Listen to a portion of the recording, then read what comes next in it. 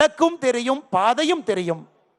பயணிக்க வேண்டிய தொண்டர்கள் நாம் எல்லோரும் இங்கே அமர்ந்திருக்கின்றோம். அருமை சொந்தங்கள், இன்னும் ஒரு 5 நிமிடத்தில் இந்த அற்புதமான 4 ஆண்டுகளாக உங்களை எல்லாம் வழிநடத்துவதற்கு ஒரு பெரிய பாக்கியம் எனக்கு கிடைச்சிச்சு.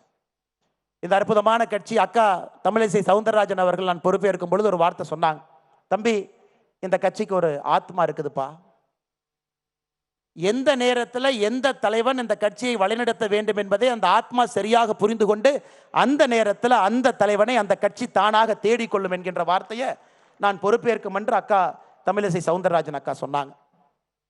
இன்னைக்கு இந்த நேரத்தில் ஏப்ரல் 12ஆம் தேதி 2025 இந்த கட்சி தன்னை வழிநடத்தக்கூடிய தலைவன் அந்த ஆத்மாக்கள் எல்லாம் சேர்ந்து ஒரு தலைவரை இன்னும் ஒரு 5 நிமிஷத்தில் அடையாளம் காட்ட போறாங்க. அன்பு சொந்தங்களே, உங்களை எல்லாம் வழிநடத்தியது ஒரு பெரிய பாக்கியமாக நான் கருதுகின்றேன். வாழ்க்கையில் எத்தனையோ விஷயங்கள் நாம் செய்தாலும் கூட பாரதிய ஜனதா கட்சியினுடைய ஒரு தொண்டன் என்பது என்னை பொறுத்தவரை ஒரு உச்சகட்ட பொறுப்பாக எப்பொழுதும் நான் சொல்லுவேன். அற்புதமான மனிதர்கள் இருக்கக்கூடிய கட்சி, எதையும் எதிர்பார்க்காம பணி செய்ய மனிதர்கள் இருக்கக்கூடிய கட்சி, உயிரை கொடுத்து வேலை பார்ப்பவர்கள் இருக்கக்கூடிய கட்சி, யார் தலைவராக வந்தாலும் முழு மனதாக ஏற்றுக்கொண்டு அவர்களோடு பயணம் செய்யக்கூடிய கட்சி. இந்த நேரத்தில் 2021 மே மாதத்துக்கு நான் போறேங்க.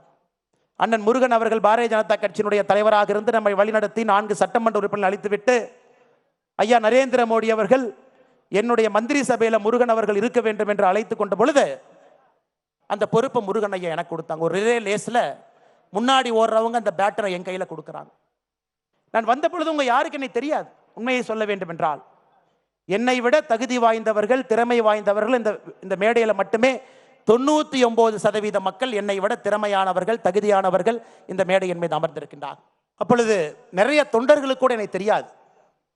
பாரதிய ஜனதா கட்சியினுடைய ஒரு அடிப்படை உறுப்பினராக சேர்ந்தவுடன் இந்த கட்சி இத்தனை தலைவர்கள், திறமையானவர்கள், தகுதியானவர்கள், என்னை விட எல்லா விதத்திலும் மேலே இருப்பவர்கள் முகம் சுளிக்காம எதையும் பேசாம அந்த பொறுப்பை கொடுத்து விட்டு தொண்டர்களாக என் கூட நின்னாங்க. அதை விட பாக்கியம் என்ன இருக்குனுங்க?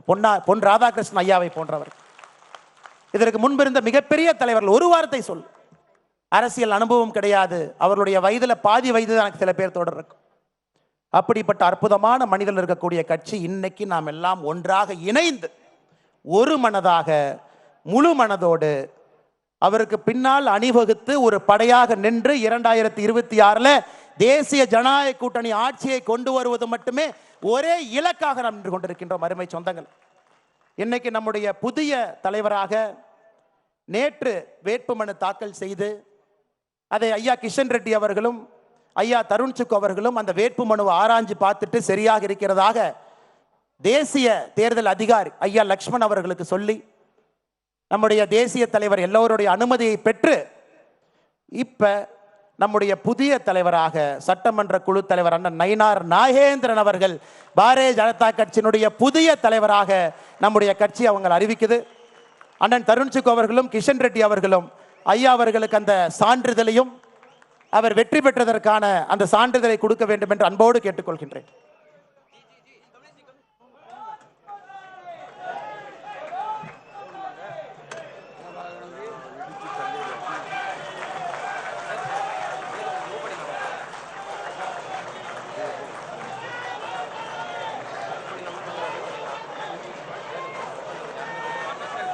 Pasamos.